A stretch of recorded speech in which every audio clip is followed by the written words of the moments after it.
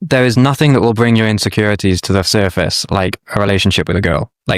There is nothing even comparable. It's almost impossible to fully confront your insecurities unless you're playing in that game, if you're in that arena. Because if you're not in that arena, you're completely isolated. You don't even talk to girls. You never approach girls. You don't get in relationships.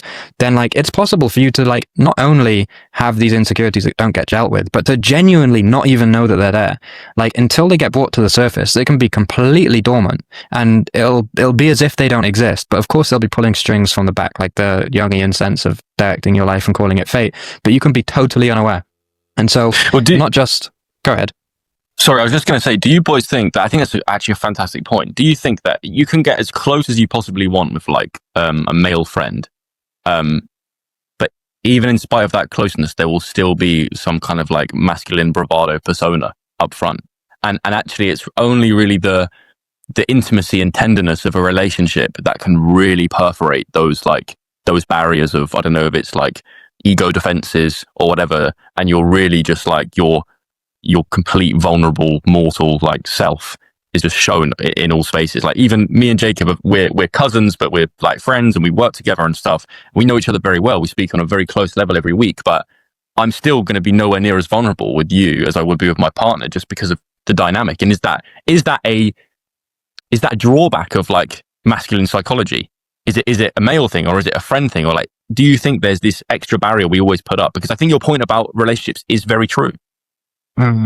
It's almost like the feminine kind of says to you at the end of the day, like, you're enough. Like you did well. You don't have to be insecure. You did well for me.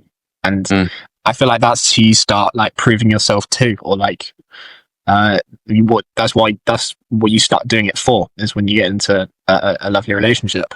And unconditional love. And it starts with when you're an infant, and it's that primary caregiver, it's that secure attachment, it's that unconditional love from the mother, and that rightfully should, I think, is in the progression then transfer to your romantic partner, your like wife or husband, as that goes on. Maybe that's what unconditional love is. It's the secure base with which you can then go out into the world and play your persona, because you know you can be your vulnerable self around that person. I don't know, we're digressing now slightly, but yeah. I mean, I just want to finally add, I think the only thing I'm worried about is like, I feel like, we can like outsource our insecurities onto our partners, and they can help us with that. But like, what if the monsters just keep getting bigger as we keep getting bigger? Because I don't feel my level of insecurity has like decreased as I've got slightly more competent, and I feel like the monsters can just get bigger. And I mean, like, you're in a relationship, Joe, I'm not, and they might be different for you, but I feel like, I mean, it's yeah. Jake, what's feeding your monster? What does the monster feed upon?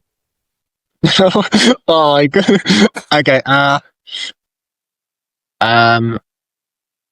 Well, I think it's self-worth. I think it's my like lack of. Well, it's going to be a lack. It's going to be like, I think not being successful, not being like rich enough, not being like the person I want to be, not being like as desirable to females, not being like as like, I don't know, socially like desirable. There's a lot. And that's interesting. Go on, Angelo, you've unmuted, so what are you going to say?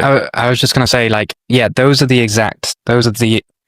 is your compass. Like, those things are exactly, like, if you want to get self-awareness and stuff like this, like, you need to seek out circumstances that bring that to the surface, because like the obstacle thing, it's something that you can't actually deal with it from a distance. So no amount of logic or thinking about why you feel that way, or like conversations like these can be helpful in some extent to get you looking inwards. Same with journaling.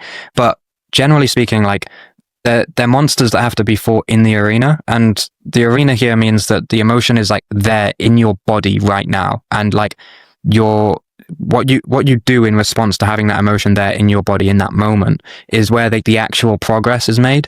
And so seeking out experiences in which that stuff gets like brought up within you, that stuff gets triggered, is I think the only path towards like overcoming it. Because yeah, everybody's got their own bag of tricks. I do as well. Like, especially I used to really struggle, and I'm sure I will in my next relationship too, with like jealousy and stuff in relationships. I'd just compare myself to like other guys that they'd hang around with and stuff, and it would bring this fucking like just primal, like absolute terror just in my body. And no amount of thinking about it or like intellectualizing it after the fact could actually make any difference. It had to be there in the room with me at that moment in order to make progress on it.